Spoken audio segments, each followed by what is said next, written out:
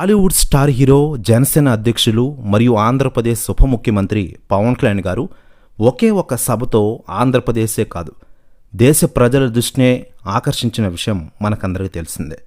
ముఖ్యంగా ఎన్నికల తర్వాత పవన్ కళ్యాణ్ గారిపై విమర్శలు చేసేవారి శాతం కొంతవరకు తగ్గిందనే చెప్పుకోవచ్చు.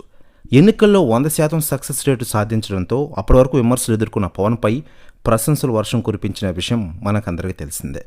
మరోవైపు గ్రామీణాభివృద్ధి, పంచాయతీరాజ్ శాఖ మంత్రిగా తన మంత్రిత్వ శాఖలో సంస్కరణలకు శ్రీకారం చుట్టారు ఆయన. అదే సమయంలో జనసేన అధ్యక్షుడిగా సనాతన ధర్మ పరిరక్షణ కోసం ఓ సరికొత్త ఉద్యమాన్ని నాంది పలికారు. తిరుపతిలో నిర్వహించిన వారాహి సభతో సనాతన ధర్మంపై పవన్ కళ్యాణ్ గారు ఓ స్పష్టమైన విధానాన్ని ప్రకటించడంతో పాటు డిక్లరేషన్ను రిలీజ్ చేయడంతో ఈ సభ ప్రజల దృష్టిని విపరీతంగా ఆకర్షించిన విషయం మనకందరికీ తెలిసిందే.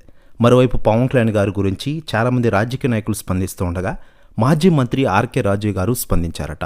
రోజా గారు మాట్లాడుతూ, పవన్ కళ్యాణ్ గారు ఈరోజు ఆంధ్రప్రదేశ్ డిప్యూటీ సీఎంగా రాణిస్తూ ఉన్నారు. సనాతన ధర్మంపై ఆయన డిక్లరేషన్ బాగుంది. నేను ఎన్నో చేశానని చాలామంది అంటున్నారు. క్షమించండి, నేనేమి చేయలేదు. సారీ డిప్యూటీ సీఎం సార్ అంటూ సంచలన వ్యాఖ్యలు చేశారట ఆర్కే రోజా గారు. ప్రెస్ యూనిట్స్ కూడా తెగ వైరల్ అవుతోంది ఆంధ్రప్రదేశ్ రాష్ట్ర రాజకీయాల్లో. మరోవైపు ఇటీవలే తిరుపతిలో నిర్వహించిన వారాహి సభలో డిప్యూటీ సీఎం పవన్ కళ్యాణ్ గారు మాట్లాడిన విషయం మనకందరికీ తెలిసిందే.